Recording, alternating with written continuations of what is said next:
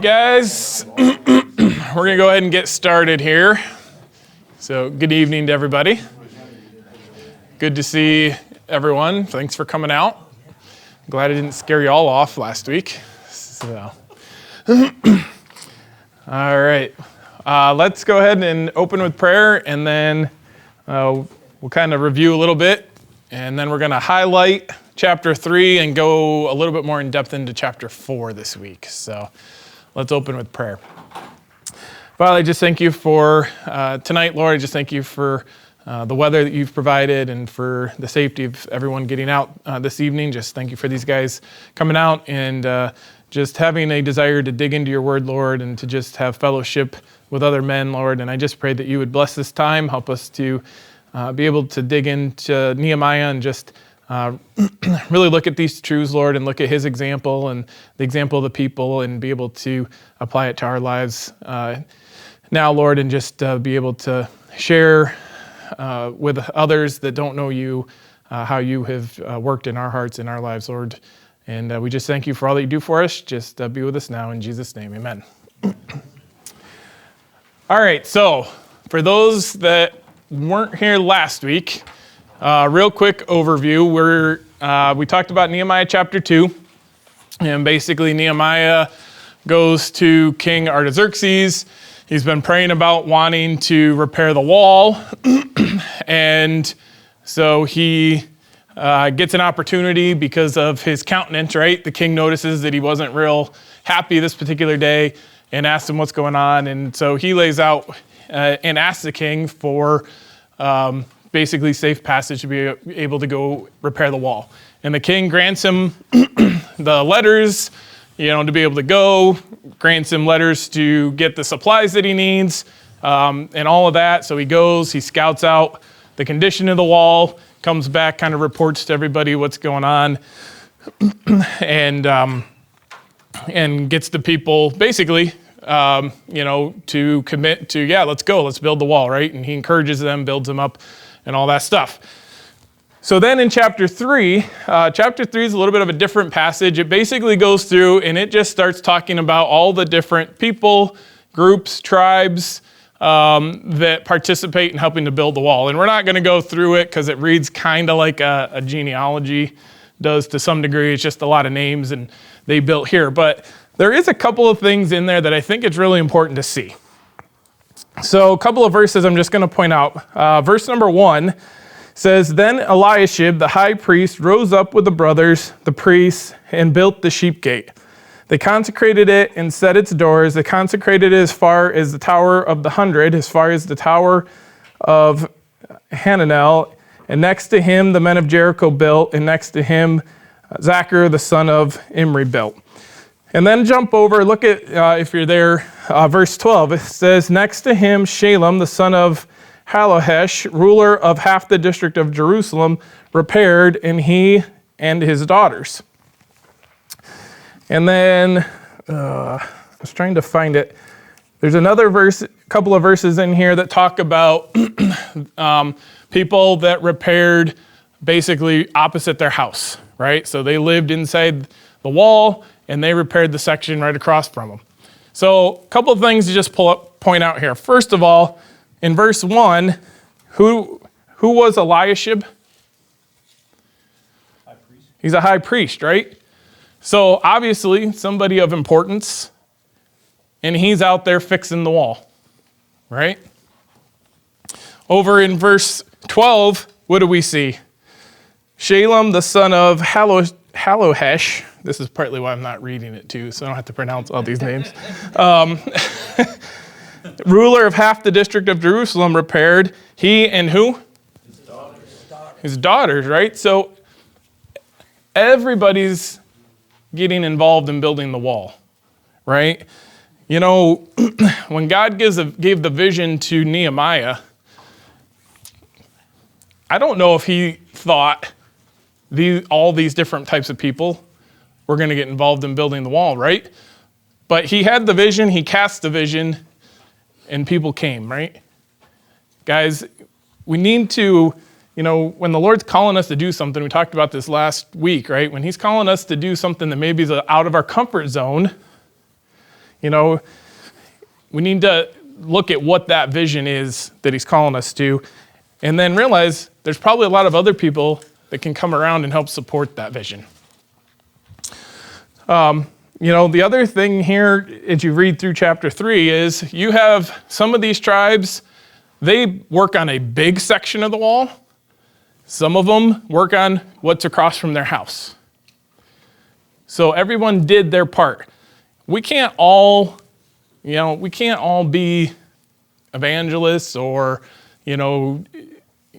maybe do these great, big, huge things, but we can do our part, right? We're all called as Christians to be faithful, to minister to those that we come in contact with, right? The Lord's put us where we are for a reason.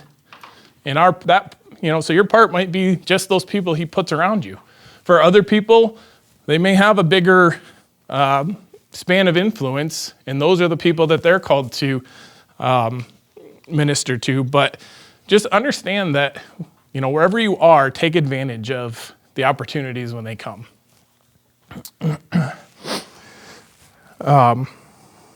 So those were kind of the main pieces I wanted to pull out of that. Any questions, any thoughts? Anybody read through that chapter ahead? There was one other thought I had. So, in here, if I can find it,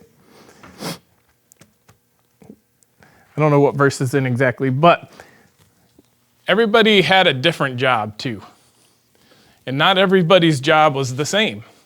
Right in verse 1, the high priest, Eliashib, he's working on the sheep gate and the tower of the 100 and the tower of Hananel.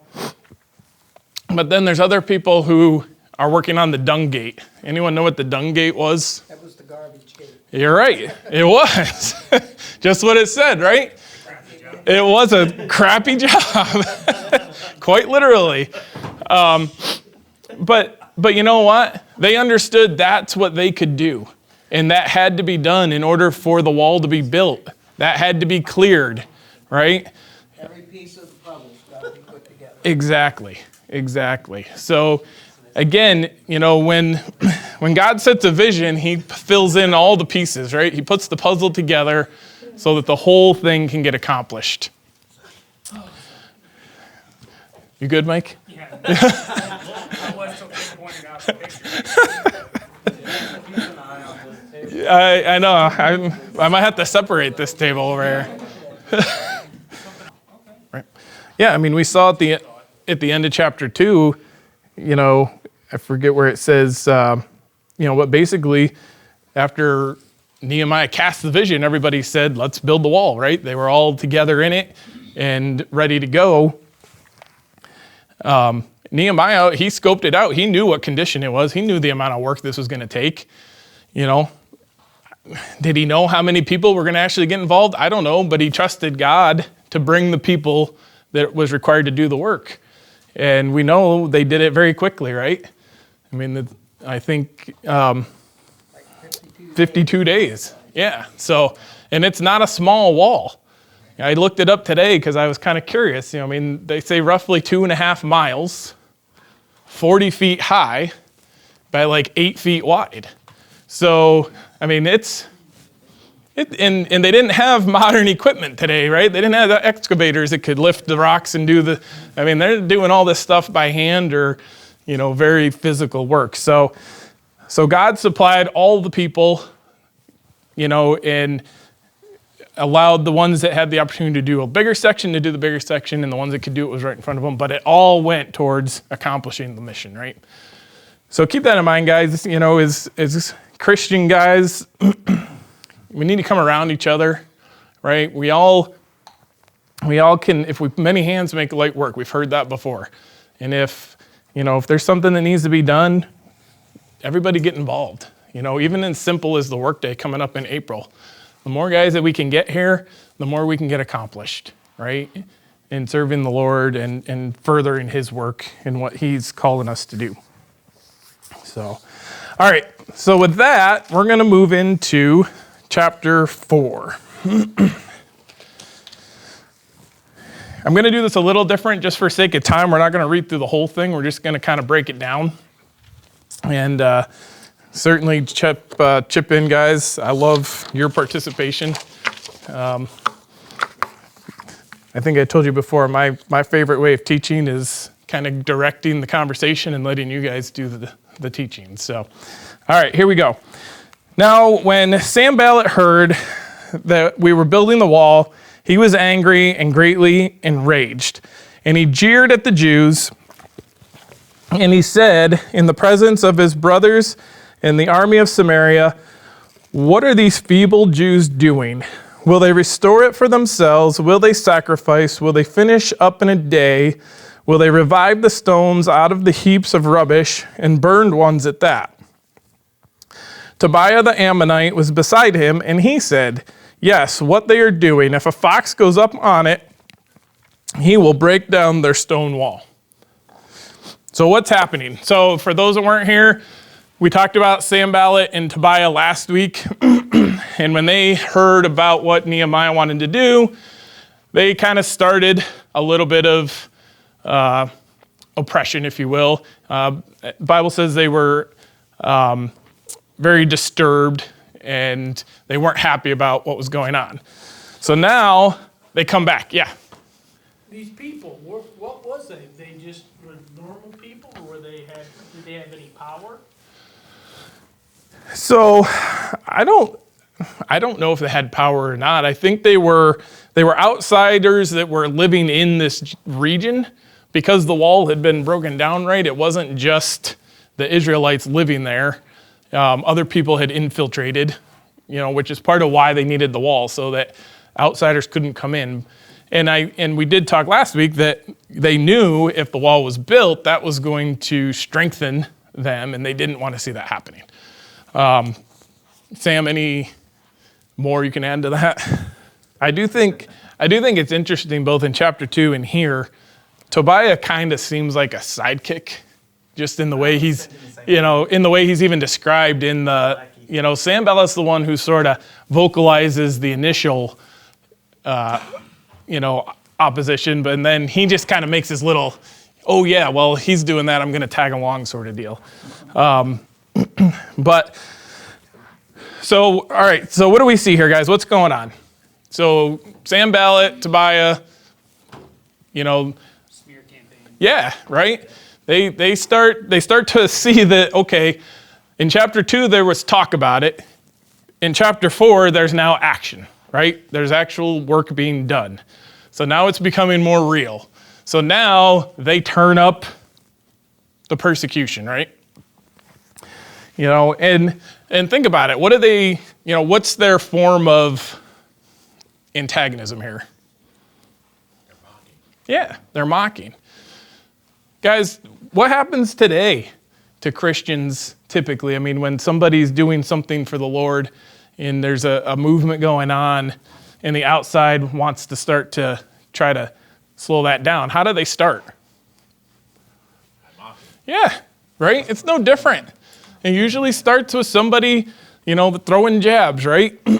And trying to discourage whatever that work is that's happening, right? Same thing today. People try to use words to,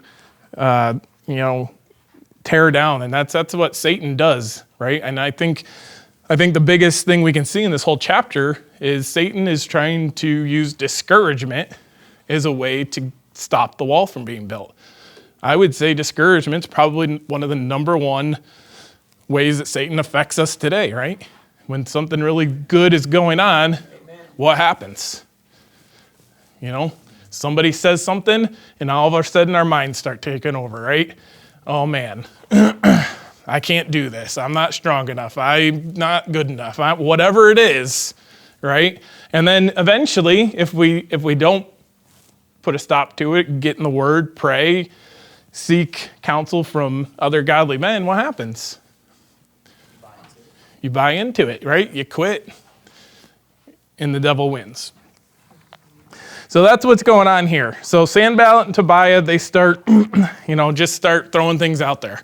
I I do find Tobias kind of funny, trying to discourage them in the fact that they don't do very quality work. If a fox goes up on it, it's going to crumble, So just anything that would maybe get the people working on the wall to be like, well, what are we doing out here? Why are we doing this? Any other thoughts on that? I think it's interesting that they use questions to introduce the doubt. Like, will it be finished in a day? As that introduction to the slander. Yeah. Just by questions. Yeah. Because that makes them start to question, right? It's kind of good. All right, let's look at verses 4 and 5. So this is Nehemiah kind of responding to what's going on. He says, "Hear, O our God, for we are despised. Turn back their taunt on their own heads and give them up to be plundered in a land where they are captives. Do not cover their guilt, and let not their sin be blotted out from your sight. For they have provoked you to anger in the presence of the builders." So what's Nehemiah do? Imprecatory prayer. Yeah, well, first he prays, right? And we have seen since chapter 1, what is Nehemiah's first go-to response when there's something going on? He prays. You know what? Satan turns up the oppression against the wall. Nehemiah stays consistent. He prays. Guys, I can't encourage you enough to make your first response to whatever is going on in your life to pray. Because what does our nature want to do? Yeah, we want to go back at him, right? I mean, that's just human nature, is to try to, in and of ourselves a lot of times, defend ourselves or whatever is going on. Logan, did you have something? Yeah, I was going to say, right after the slander comes, then Nehemiah starts to pray. That's the first thing after that he does. Yeah.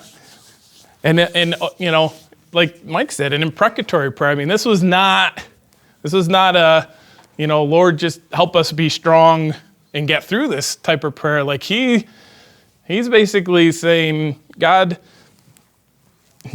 take care of these guys in whatever harsh way that you want, right? This is 6 and, let's go to 6. So we built the wall, and all the wall was joined together in half its height, for the people had a mind to work. So I thought this is kind of interesting. So Nehemiah prays this prayer, right? This imprecatory prayer to judge these two guys. How does God answer his prayer in verse 6? He gives the people a mind to work. Yeah.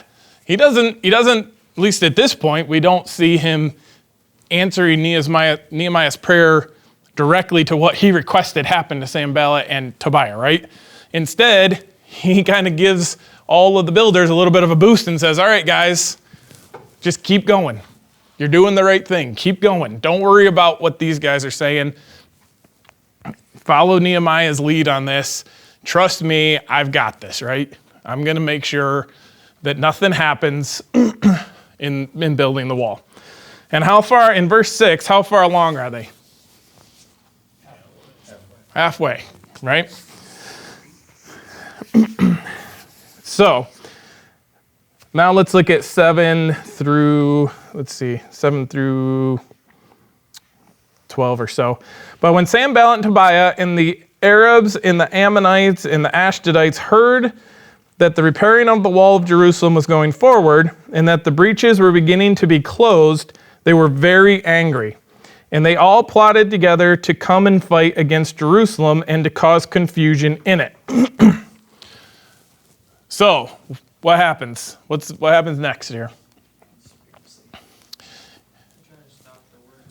Yeah, their anger kindles up a little bit more, right? So now what do? Now they go try to get support. What happens to us when something like this is going on and somebody's attacking something that God's trying to do. A lot of times it starts with one or two people, right? And if things keep going, God's work keeps growing, then what? Then they have to get more people. They try to go get more people, right? Because it becomes a number game. If we can have enough people, maybe we can scare them into stopping whatever it is that's going on. So that's what's going on here. Sanballat and Tobiah, they bring more people in, and they start to make a plot to actually come and fight Jerusalem. Now, I think there's an interesting thing here that we have to remember. Who is, besides the Lord, who else has deemed this mission good? The king, right?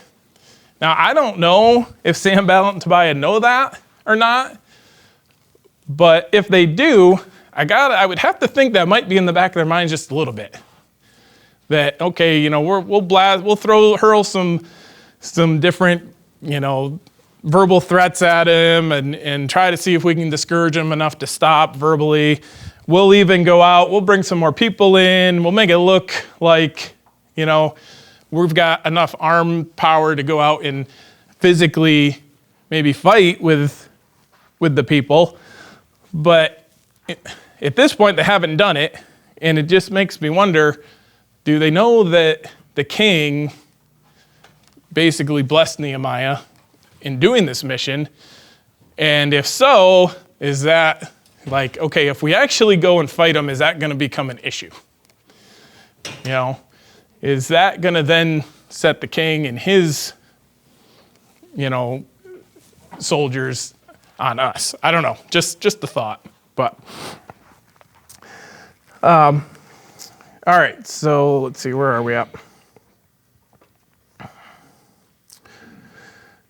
Verse 9, and we prayed to our God and set a guard as a protection against them day and night. In Judah it was said, the strength of, all right, so before we go to verse 10, so verse 9, what do we see again? Prayer. Nehemiah prays, right? Prayer and preparation. Prayer and preparation.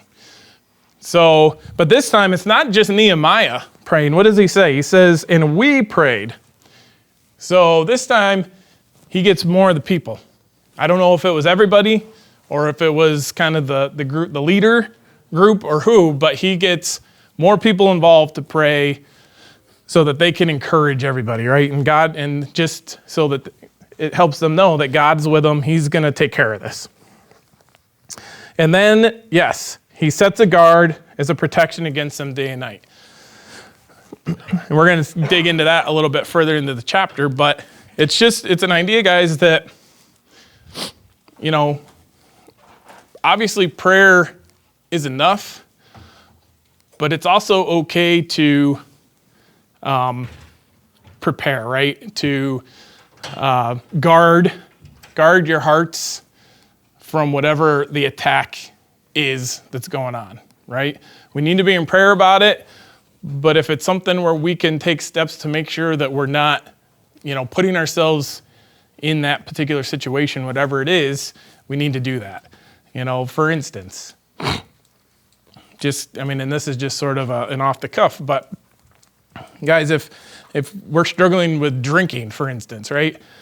We can pray about it, that's great, and the Lord's gonna help us, but if we go walk in a bar and sit at the bar, for dinner that night, are we guarding ourselves against that temptation or that struggle?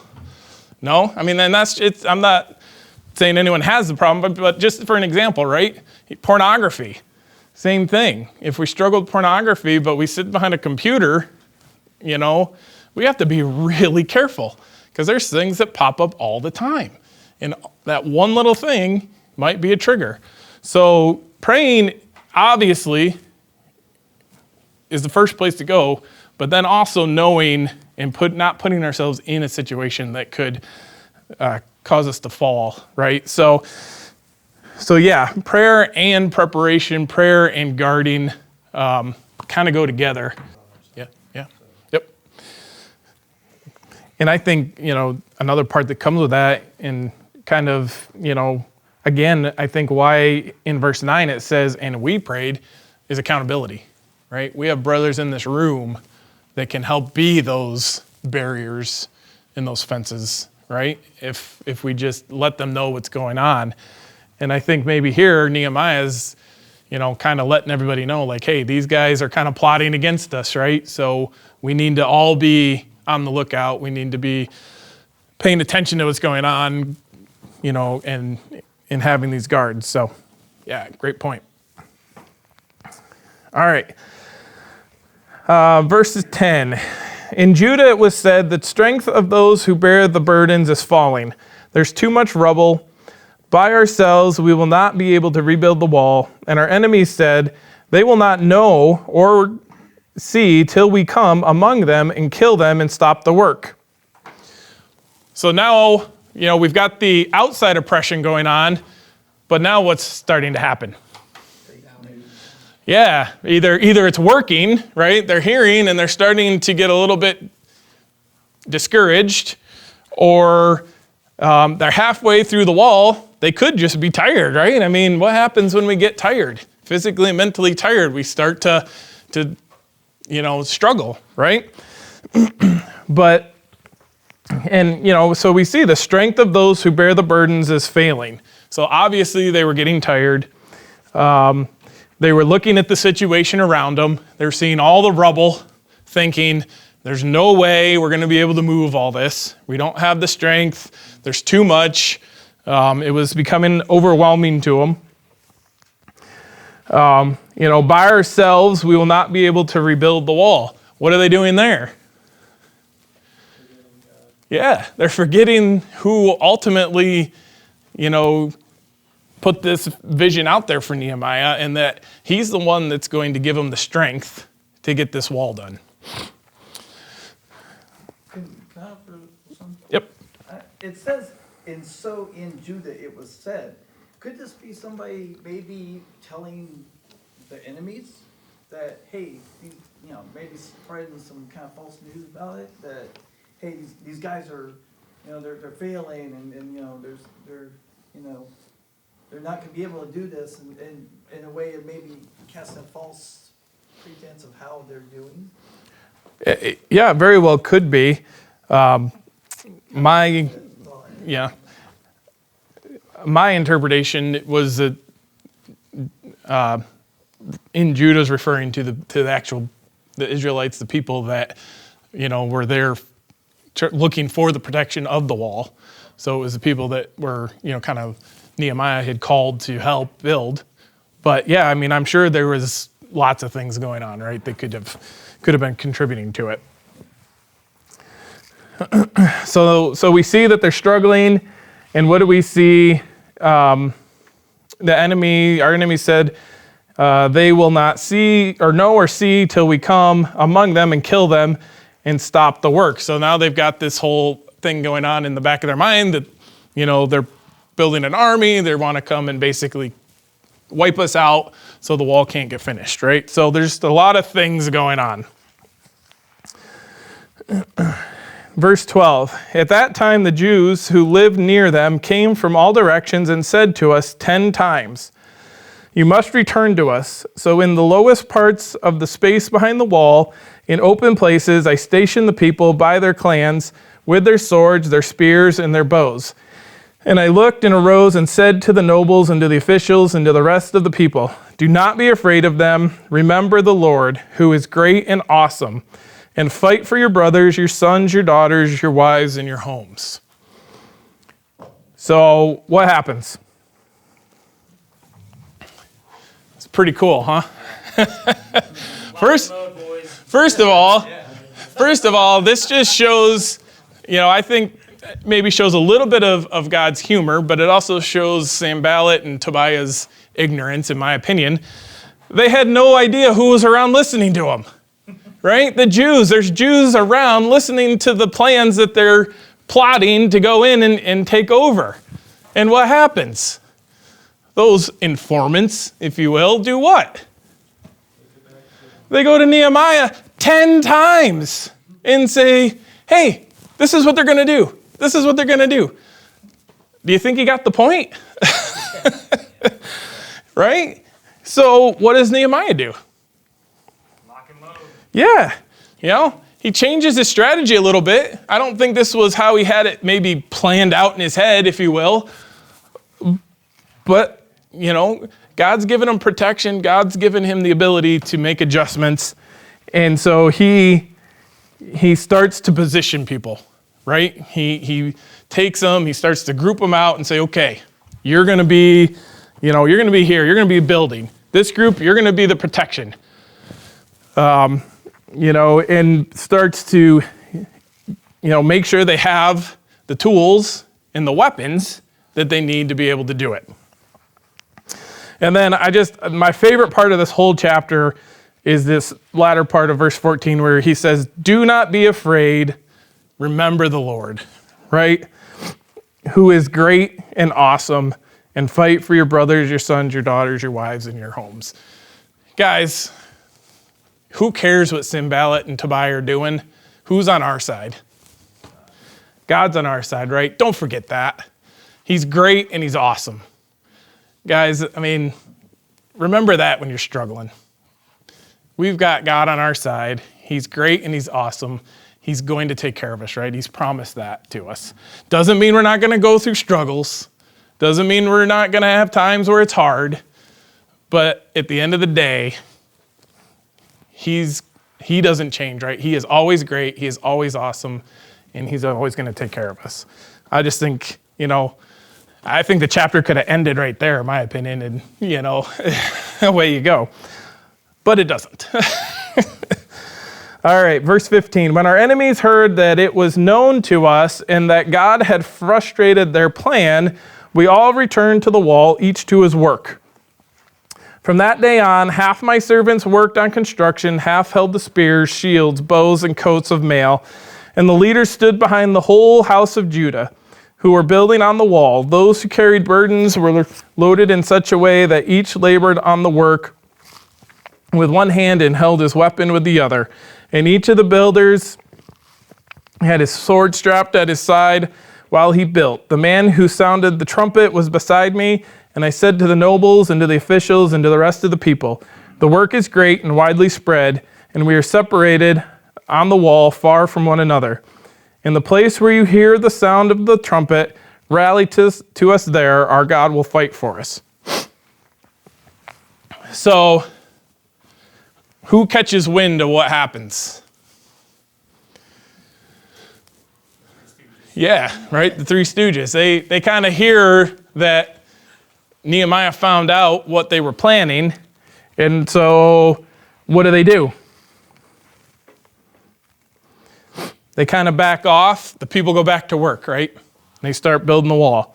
But again, back to like Mike said, not without some preparation, right? Nehemiah says, well, we're going to make sure that we can work on the wall, but not be caught in a vulnerable situation.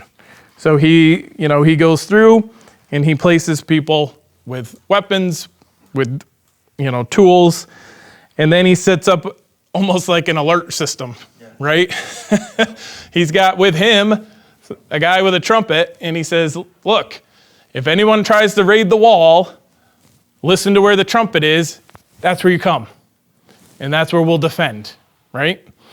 So he, again, even though a great man of prayer, still prepared, still being cautious to make sure that nobody tries to come up against him. And he finishes verse 20 again by saying, our God will fight for us, right? So again, he's giving all of the credit to God. He's laying everything in his hands. So we labored at the work, and half of them held the spears from the break of dawn until the stars came out. I also said to the people at that time, let every man and his servant pass the night within Jerusalem, that they may be a guard for us by night and may labor by day. So neither I nor my brothers nor my servants nor the men of the guard who followed me, none of us took off our clothes. Each kept his weapon at his right hand. So he finishes out the chapter, again, basically just kind kind of laying out the plan, right? And, these guys were tired, but yet they're working day and night. And if they're not building, what are they doing? They're guarding, right? And I kind of see it as a shift rotation. During the day, one group's over here, one group's over here. They rotate and they keep going. So, but they're keeping the work going. They're keeping that vision out in front of them. They're trusting the Lord to take care of them. But again, Nehemiah is not being casual about it. He's not just, trying to make sure that he watches against the enemies. Because what does it say in 23? Neither I, nor my brothers, nor my servants, nor the men of the guard who followed me, none of us took off our clothes. Each kept his weapon at his right hand. They stay prepared the whole time, right? I mean, actually, in another version in that verse, it says they didn't take off their clothes except to wash them. So depending on what version you're reading. So cleanliness is next to godliness. We've heard that before, right? But sorry, I had to put that in there. But the fact of the matter is, they never let their guard down, right? They always stayed in a position to defend if they had to. Yep. Anything else? All right. Excellent. Well, hopefully that was something you guys were able to pull some things out of. I think this is such a cool illustration of so many things. Nehemiah's leadership, just his, understanding of who God is and what he's going to do, and just a lot of different things. So Joe's going to pick it up next week in chapter 5. But before we do that, you've got some questions on the table here.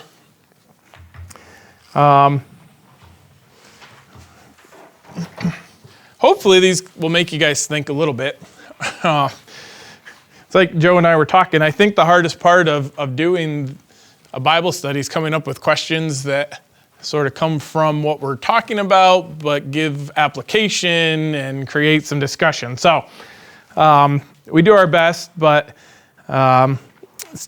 here's what we're going to do today. So in the first one, go back, reread here in chapter 4, verses 4 and 5, which is where Nehemiah prays an imprecatory prayer against his adversaries, right? So he's really asking God to, handle them pretty harshly. And the question is, how do we pray like Nehemiah did, yet also adhere to Matthew 5, 44 and 45? So somebody at your table go through and read that and discuss how we can do both.